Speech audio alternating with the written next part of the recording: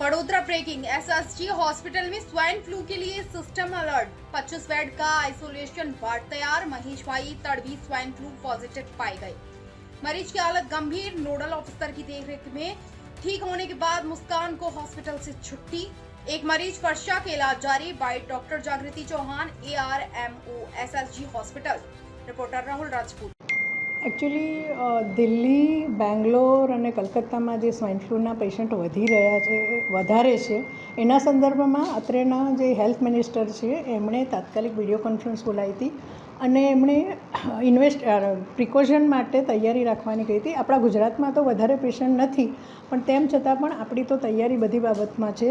હાલ એક પેશન્ટ છે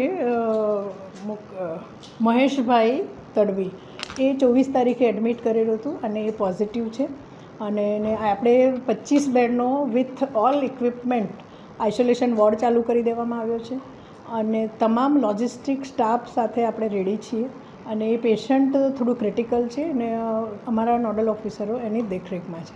બીજા 2 પેશન્ટ છે. એક પેશન્ટ મુસ્કાન એ અહીંથી રજા લઈને ગયો છે, બીજું એક પેશન્ટ છે એ સસ્પેક્ટેડ છે.